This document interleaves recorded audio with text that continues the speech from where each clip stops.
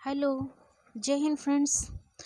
इस वीडियो में हम देखते हैं धारा 154 यानी दंड प्रक्रिया संहिता 1973 की धारा 154 में जो एफआईआर दर्ज कराने की प्रक्रिया क्या दी गई है।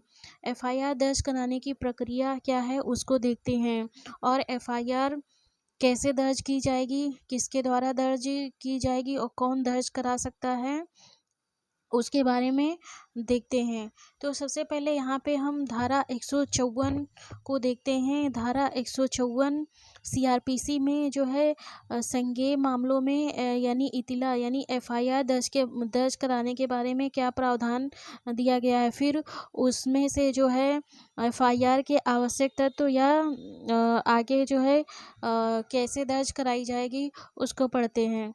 तो यहाँ पे जो है जैसा कि धारा 154 में दिया गया है, संज्ञेय मामलों में इतिला यानी संज्ञेय मामलों में जो एफआईआर दर्ज की जाती है वो केवल कॉग्निजेबल ऑफेंस की जो है एफआईआर दर्ज की जाती है या जो है संज्ञेय अपराध की एफआईआर दर्ज की जाती है। तो जो धारा 154 है उसमें एफआईआर शब्द यानी फर्स्ट इंफॉर्मेशन रिपोर्ट एफआईआर शब्द का प्रयोग नहीं किया गया है। उसमें केवल संज्ञेय मामलों में इतिला ही दिया गया है। लेकिन जो एफआईआर दर्ज होती है वह इसी धारा के तहत दर्ज की जाती है। तो धारा 154 में जो दिया गया है उसको देखते हैं। संज्ञेय अपराध किए जाने से संबंधित प्रत्येक इतिला यदि पुलिस थाने के भाषादक अधिकारी को मौखिक दी गई है तो उसके द्वारा या उसके निर्देशाधीन लेखबद्ध कर ली जाएगी और इतला देने वाले को पढ़कर सुनाई जाएगी और प्रत्येक इसी इतला पर चाहे वह लिखित रूप में दी गई हो या पूर्वोक्त रूप में लेखबद्ध की गई हो उस व्यक्ति द्वारा हस्ताक्षर किए जाएंगे जो उसे दे और उसका सार ऐसी पुस्तक में जो उस अधिकारी द्वारा ऐसे रूप में रखी जाएगी जिसे राज्य सरकार इस निमित्त विहित करे प्रविष्ट किया जाएगा। तो ये बेयर एक्ट की भाषा है। बेयर एक्ट में ये दिया गया है। लेकिन अब बेयर एक्ट को जो है हम यहाँ पे एक एक सेंटेंस को अलग करके तोड़ के पढ़ेंगे और समझेंगे कि एफआईआर दर्ज कराने की क्या प्रक्रिया है। तो सबसे पहले यहाँ पे देखते हैं जो एफआईआर होती है वह केवल और केवल संज्ञेय अपराध की एफआईआर दर्ज की जाती है यानी असंज्ञेय अपराध की जो है एफआईआर दर्ज नहीं की जाती है। तो यहाँ पे सब जो है संज्ञेय अपराध सबसे पहले होना चाहिए और संज्ञेय अपराध होना चाहिए। दूसरा जो है संज्ञेय अपराध की जो है इतिला यानी सूचना दी जानी चाहिए। सूचना दी जानी चाहिए। अब यहाँ पे संज्ञेय अपराध हो गया और अपराध की सूचना जो है दी जाएगी। अपराध की सूचना किसको दी जाएगी तो यहाँ पे जो पुलिस थाने के भाषादक अधिकारी यानी थाना प्रभारी को जो है संज्ञेय अपराध की सूचना दी जाएगी। और जो है जो पुलिस थाने का भाषादक अधिकारी है उसको जो है सीआरपीसी की धारा 2O में परिभाषित किया गया है। तो यहाँ पे देखते हैं पुलिस थाने के भाषादक अधिकारी को जो है सूचना दी जाएगी यानी जो एफआईआर दर्ज होगी वह थाने का भाषादक अधिकारी ही एफआईआर दर्ज की जाएगी मतलब दर्ज करेगा या उसके द्वारा ही दर्ज की जाएगी या वह अपने जो है मतलब किसी अधीनस्थ अधिकारी से या किसी दूसरे अधिकारी से एफआईआर को लिखवा सकता है या दर्ज करा सकता है। लेकिन अगर जो है पुलिस थाने के भाषादक अधिकारी के द्वारा एफआईआर दर्ज नहीं की जाती है, किसी कांस्टेबल के द्वारा दर्ज कर ली जाती तो वो एफआईआर मान्य नहीं होगी। आगे हम देखते हैं जो संज्ञेय अपराध की सूचना होगी इतला होगी या तो वह मौखिक दी जा सकती है या लिखित रूप में दी जा सकती है। यानी जो एफआईआर होती है फर्स्ट इंफॉर्मेशन होती है पहल मतलब सूचना होती है किसी अपराध की वह तो या तो सूचनादाता यानी जो सूचना देता है वह उसे मौखिक जो है थाने में जाकर थाना प्रभारी या थाने के भाषादक अधिकारी को बता सकता है या लिखित रूप में दे सकता है। और आगे यदि जो है सूचनादाता जो एफआईआर लिखवाता है, उसकी मतलब संज्ञेय अपराध की सूचना मौखिक देता है, तो जो थाने का भाषाधक अधिकारी होता है, वह जो है उसकी सूचना को लिखेगा या जो है लिखवाएगा अपने निर्देशाधीन या किसी मतलब कि अधिकारी से लिखवाएगा। और उसके बाद अगर जो है लिखवाएगा, लिखवाने के बाद जो है लिखवाने के बाद मौखिक देता है तो लिखवाएगा, और यदि जो है लिखित रूप में जो है सूचनादाता उस सूचना को मतलब संज्ञेय अपराध की सूचना को देता है, तो उसको जो है मतलब कि जो जीडी होती है या जो चीफ रजिस्टर होता है उसमें जो है दर्ज करेगा। दर्ज करने के बाद जो है जो एफआईआर दर्ज की गई है उसको जो है सूचना देने वाले को पढ़कर सुनाया जाएगा। यानी कि जो सूचना दी है किसी संज्ञेय अपराध की सूचनादाता ने, वो लिखने के बाद जो है थाने का जो भाषाधक अधिकारी होगा जिसने एफआईआर को दर्ज किया है या सूचना को दर्ज किया है, वह सूचना देने वाले को पढ़कर सुनाएगा।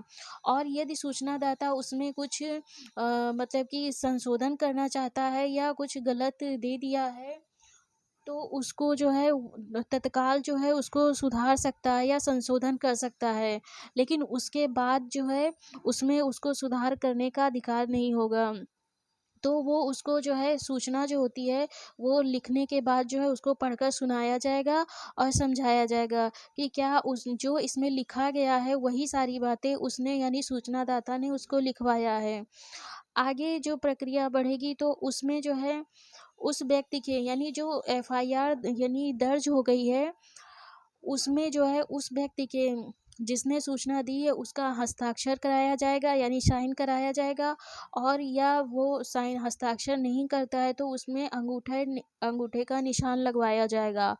और जो अधिकारी मतलब कि थाने का भाषाधक अधिकारी है जो सूचना मतलब लिखता है, एफआईआर लिखता है, वो भी अपने हस्ताक्षर करेगा। तो यहाँ पे जो हस्ताक्षर किए जाएंगे वो एफआईआर की प्रत्येक प्रति पर यानी अलग-अलग जितने प्रतियों में एफआईआर लिखी जाएगी उतने प्रत्येक प्रति में अलग-अलग सूचनादाता और थाने के भाषाधक अधिकारी का हस्ताक्षर कराया जाएगा। यहाँ पे एक और चीज़ इम्पॉर्टेंट है कि अगर जो है सूचनादाता कोई एफआईआर दर्ज करवाता है और बाद में वह अपना हस्ताक्षर करने से या अंगूठा निशान लगाने से मना कर देता है या इनकार कर देता है, तो वह आईपीसी के तहत दंडनीय होगा। वो सज़ा का पात्र होगा या उसे सज़ा दी जाएगी।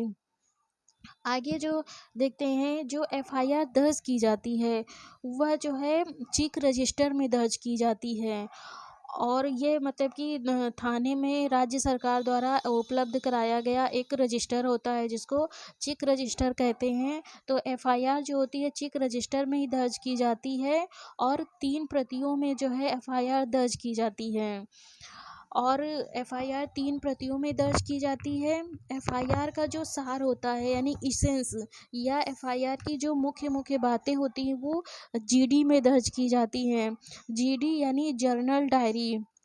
जर्नल डायरी का जो प्रावधान किया गया है वह सीआरपीसी में न करके जो उत्तर प्रदेश पुलिस अधिनियम 1861 का है उसकी धारा 44 में जर्नल डायरी से संबंधित प्रावधान किया गया है। तो जो एफआईआर का सार होगा यानी इसेंस होगा वो जीडी में भी दर्ज किया जाएगा। इस प्रकार आगे जो देखते हैं एफआईआर अब दर्ज हो जाने के बाद जो है जो एफआईआर की एक कॉपी जो है सूचनादाता को तत्काल जो है निःशुल्क दी जाएगी। यानी एफआईआर दर्ज होने के बाद जो एफआईआर की कॉपी होती है, एक कॉपी जो है सूचनादाता को तत्काल निःशुल्क दी जाएगी। यानी यहाँ पे दी जाएगी शब्द का प्रयोग किया गया यानी शैल का प्रयोग किया गया है। तो ये मैंडेटरी है कि मतलब दी जा सकेगी नहीं, मतलब दी जाएगी। तो देना है तो मतलब निःशुल्क देना ही पड़ेगा सूचनादाता को एक एफआईआर की कॉपी।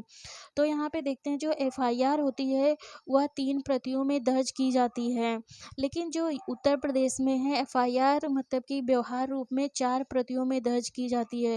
तो एफआईआर जो 3 प्रतियों में दर्ज की जाती है उसकी जो पहली प्रति होती है वह जो है संबंधित मजिस्ट्रेट हो मतलब उस थाने का जो मजिस्ट्रेट होता है यानी सक्षम मजिस्ट्रेट होता है, जिसका उस थाने पर क्षेत्राधिकार है, उसको मतलब कि एफआईआर की पहली प्रति यानी मूल प्रति मजिस्ट्रेट को भेज दी जाती है, और जो उसकी दूसरी प्रति होती है वो सूचनादाता को तत्काल निःशुल्क दे दी जाती है, और जो चौथी कॉपी वो जो तीसरी कॉपी होती है वह थाने का एक कॉपी उसकी जो तीसरी कॉपी होती है वो थाने के रिकॉर्ड में रहती है, और एक यूपी में जो एक चौथी कॉपी होती है वो सर्किल ऑफिसर यानी सीओ या सीआई सर्किल इंस्पेक्टर को भेजी जाती है। इस प्रकार जो है एफआईआर दर्ज हो जा इस प्रकार ये जो है 154 में एफआईआर दर्ज कराने की पूरी प्रक्रिया बताई गई है। अब यहाँ पे एफआईआर से संबंधित कुछ और छोटे-छोटे प्रश्नों को देखेंगे जो एग्ज़ाम पर्पज़ से भी बहुत ही इम्पोर्टेंट है। तो यहाँ पे देखेंगे सबसे पहले कि जो है देखेंगे एफआईआर कौन दर्ज करा सकता है, कौन दर्ज करा मतलब कि किसके द्वारा एफआईआर दर्ज कराई जा सकती है। तो एफआईआर जो है क्योंकि एफआईआर जो है संज्ञेय अपराध की दर्ज होती है, जो संज्ञेय अपराध होता है वो बहुत ही सीरियस ऑफेंस होता है, जिसमें जो है पुलिस अधिकारी को जो है बिना वारंट के गिरफ्तार करने का भी अधिकार होता है। और जो संज्ञेय अपराध होते हैं इनसे जो है विक्टिम तो प्रभावित होता ही, जिसके खिलाफ जो है अपराध किया जाता है, उसके साथ ही साथ जो है पूरा समाज यानी पूरी सोसाइटी भी प्रभावित होती है। इसलिए जो संज्ञेय अपराध की होता है उसमें पीड़ित के साथ साथ जो है समाज का कोई भी व्यक्ति जो है मतलब एफआईआर दर्ज करा सकता है। क्यों दर्ज मतलब करा सकता है, क्योंकि मतलब जो संज्ञेय अपराध होते हैं उससे जो है यह माना जाता है कि पूरा समाज प्रभावित होता है, केवल पीड़ित ही प्रभावित नहीं होता है। तो समाज का कोई भी व्यक्ति जो मतलब कि किसी घटना को यानी किसी संज्ञेय अपराध को होते हुए देखा है, वह जो है संज्ञेय एफआईआर जो है थाने में जाकर दर्ज करा सकता है। इसमें केवल पीड़ित को ही एफआईआर दर्ज कराने का मतलब हक नहीं है, कोई भी व्यक्ति दर्ज करा सकता है। अब दूसरा प्रश्न यह है कि एफआईआर तो कोई भी व्यक्ति दर्ज करा सकता है, लेकिन जो है वह एफआईआर जो है कहाँ दर्ज करा सकता है। तो यहाँ पे जो प्रश्न है एफआईआर कहाँ दर्ज कराई जा सकती है। तो एफआईआर जो है भारत के किसी भी थाने में किसी भी थाने के भाषाधक अधिकारी के यहाँ जो है एफआईआर दर्ज कराई जा सकती है। भले ही उस थाने के क्षेत्राधिकार में अपराध ना हुआ हो, फिर भी भारत के किसी भी थाने में जो है एफआईआर दर्ज कराई जा सकती है। तो यहाँ पे देखते हैं कि जो मतलब कि जिस थाने के क्षेत्राधिकार में जो है अपराध नहीं हुआ है, कोई संज्ञेय अपराध नहीं हुआ है, उस थाने में अगर जो है एफआईआर दर्ज करा दी जाती है तो क्या होगा।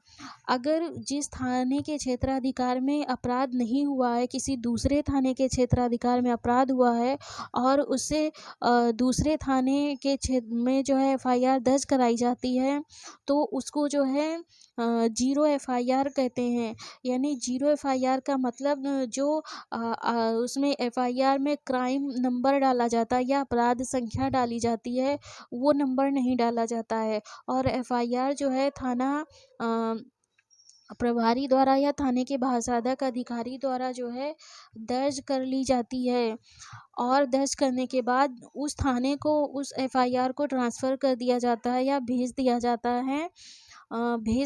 है जो जिस थाने के क्षेत्राधिकार में कोई संज्ञेय अपराध हुआ है।